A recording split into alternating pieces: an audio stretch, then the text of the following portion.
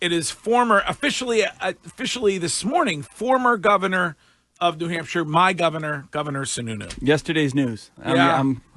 I'm lucky you still pronounce my name. Now, did you clear out? Did they give you cardboard boxes? Did you clear out they do. Did you clear out the office? I did clear it out a couple weeks ago. Oh, okay, a couple weeks ago actually, and then I've been working out of a separate location so they could get the office ready for the new gov. Yeah. They put in a new carpet. We don't do very fancy things, but after 8 years, and all the blood spilling in the corner office, they had to bring a new carpet make it look nice for Kelly. Are you going to miss it? Yeah. There's no doubt.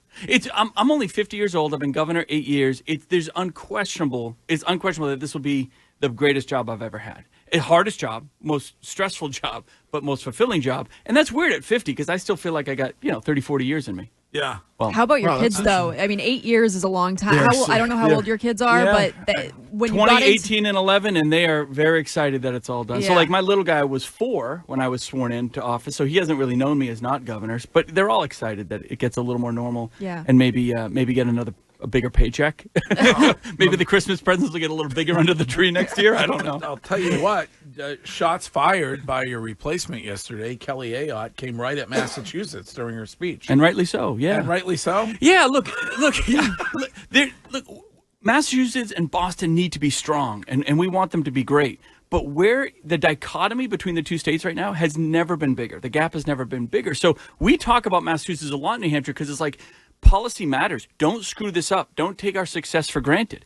The fiscal crisis you guys have under the layers here that don't maybe hit the headlines is crazy. The fact that you guys pay 50% more in energy than we do, yet we're all on the same grid. That's just stupid policy. Wait a minute.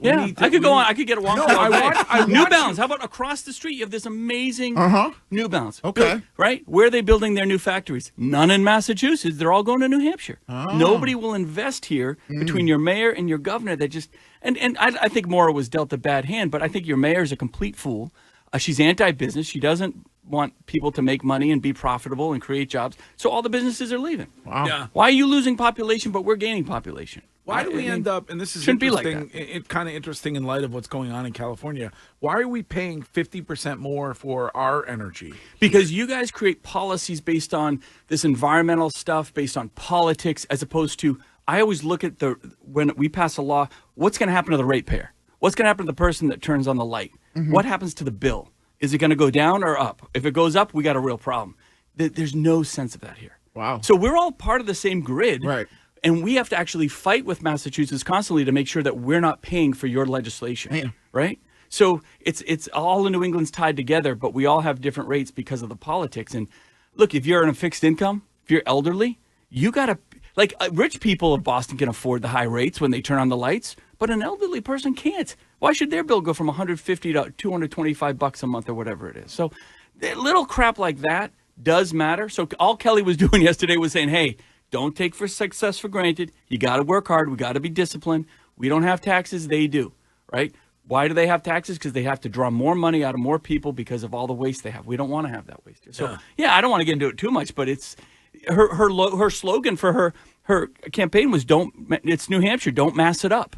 I mean, that's what we say here. Don't mass it up. Pretty good. And guess what? She won overwhelmingly. Isn't that nice? That is, we are some other state's slogan. Right. Isn't that great? And look, we're all family here in New England. It's like, for years, Massachusetts was the big brother that everyone kind of, leaned on. But it's just not going in the right direction. Not with the stupid ones when it comes to money. It can be fixed, but you gotta make the right decisions and bring in the right leadership. But anyway, I'm out of this game. Now I'm getting Curtis, crazy. go ahead. I love being a punchline. It's probably my greatest strength. But Gov, I just am curious about where we are in fact heading as a state.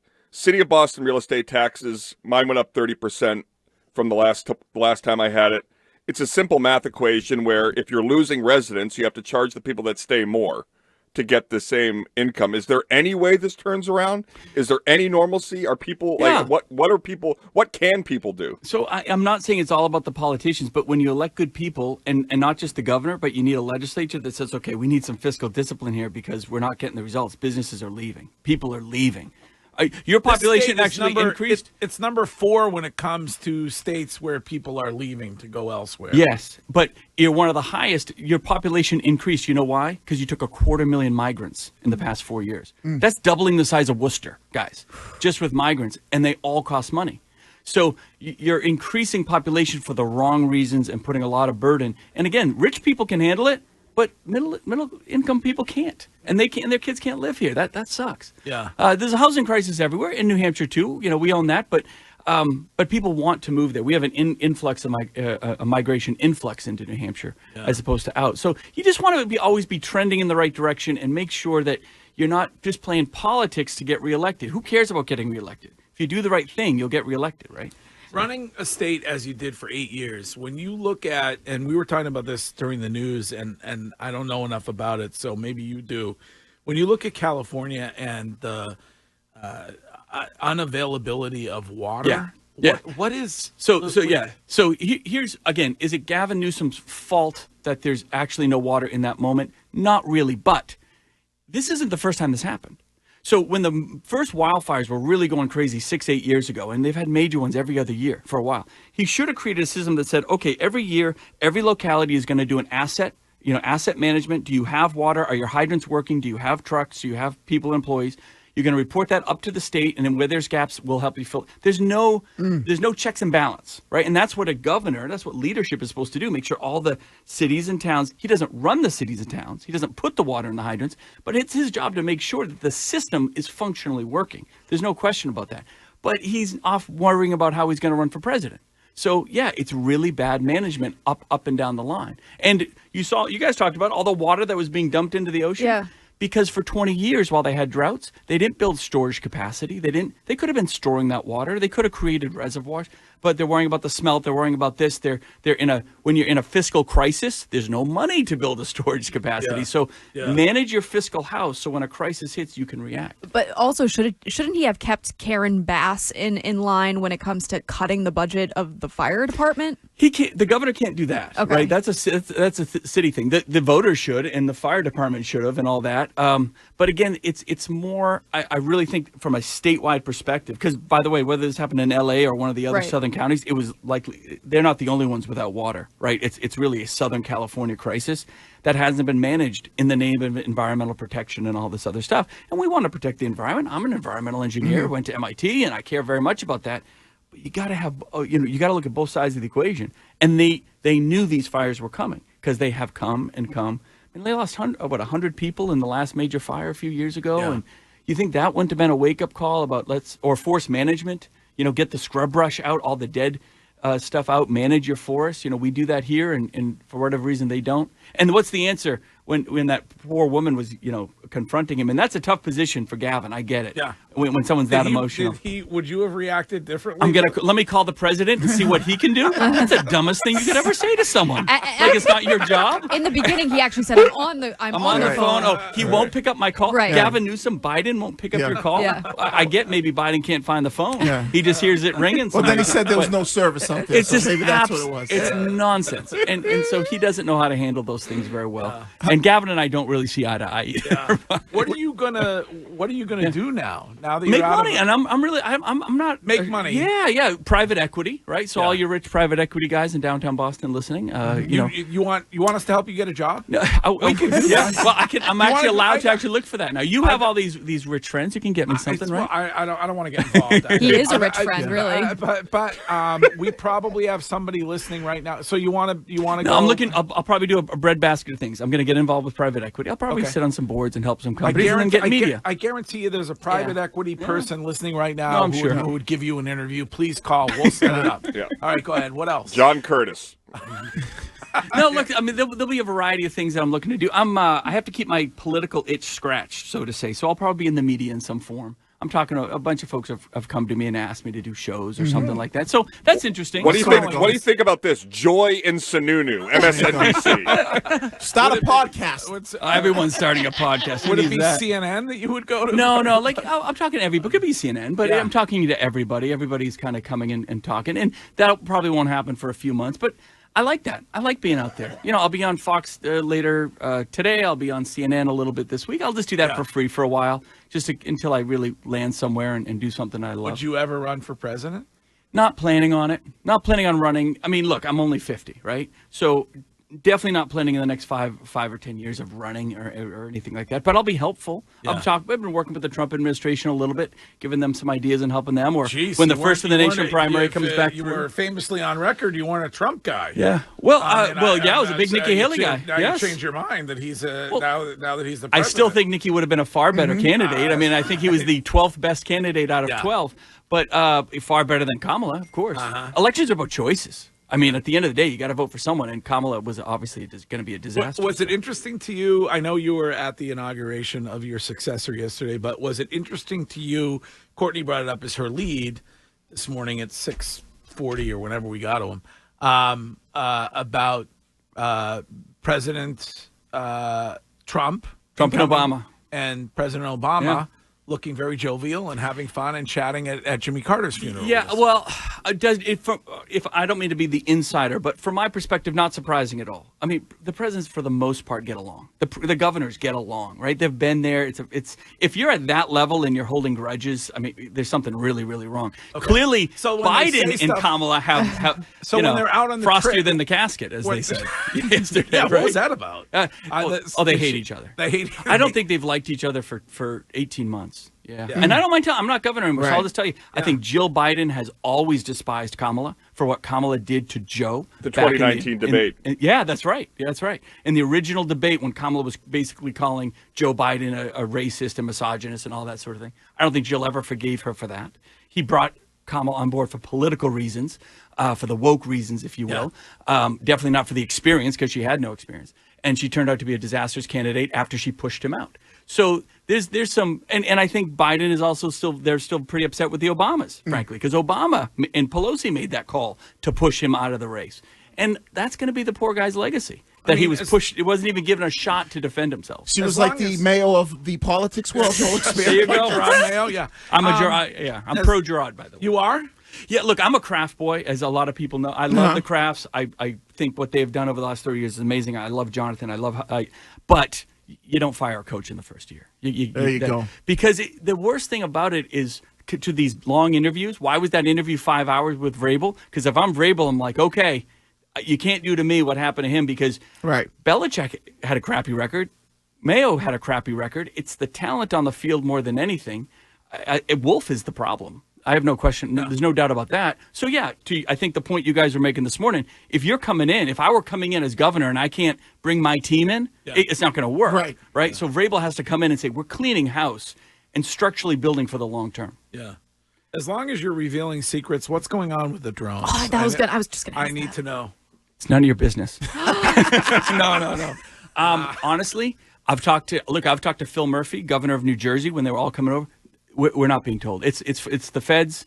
They're not telling the governors a whole lot. It's not another country. I don't believe so. No. It's not aliens. No. It's our own government. I do believe absolutely it's our own government. They're either using it for testing, they're researching something, they're using it for monitoring. We're not 100% sure, but I can honestly tell you, we've all asked the question. We've all been on the front lines, and we've all gotten the same non-answer. Have you seen them in New Hampshire?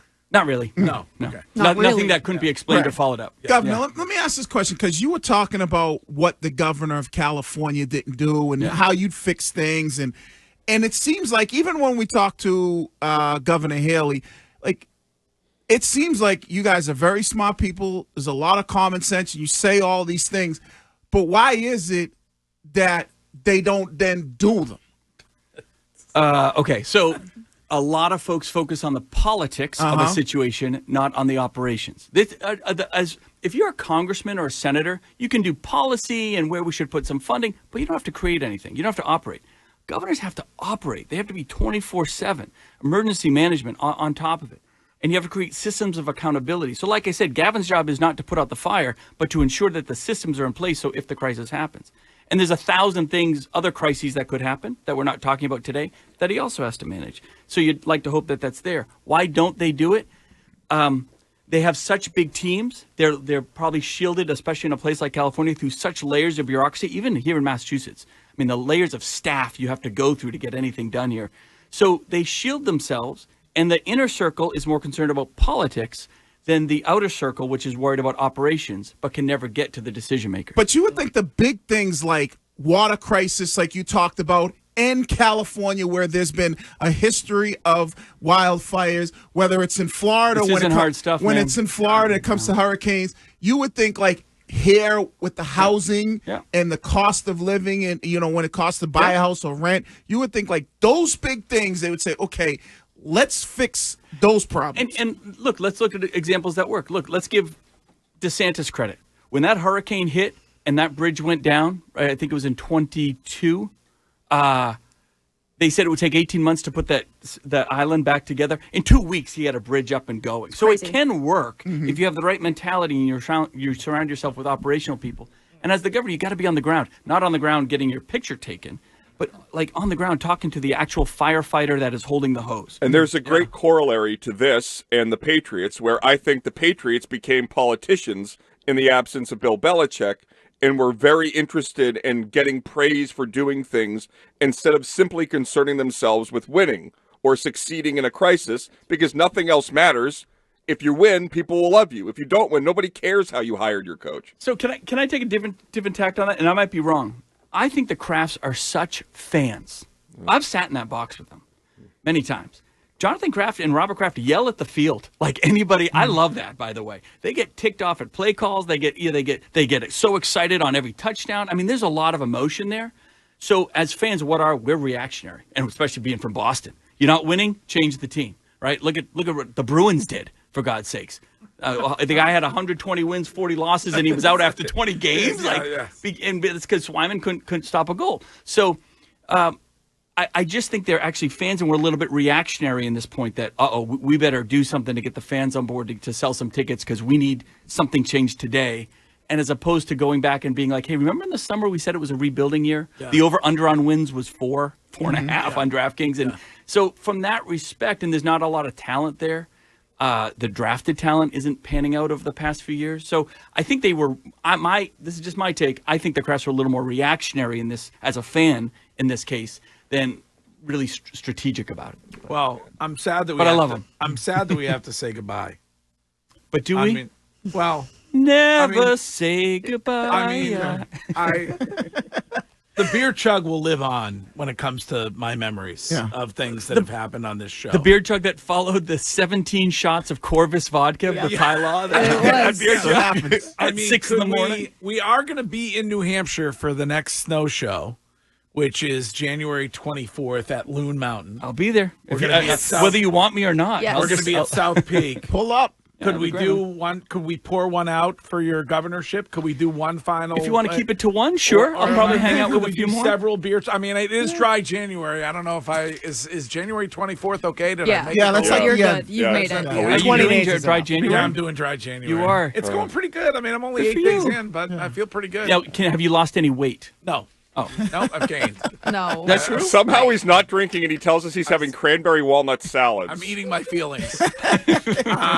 But yeah, all right. So will you come to Loon I'd love to, and man. we can say a proper farewell? And I bet all the New Hampshire people who like you, it's probably half of them, they will all come out and say, if I have a job by then, I'll buy the beer. all right, you'll buy the beer. But I'm officially unemployed right now. all right, we got to get you a job. Unemployed. I need to get some. As somebody listening who wants to give you a job, are you up for anything? Oh no, I really am. I'm up for anything. Like customer service? Yeah. Like, I didn't come on. I didn't come on to show my resume, by the way. But it's okay, all right. He wants to make money, though. Walmart customer, like the door greeter. Walmart greeter. I Like, can do how do that. they get sure. a hold of you if somebody wants to give you a job? Should they just reach out to us and we'll make the connection? Great question. What the best way?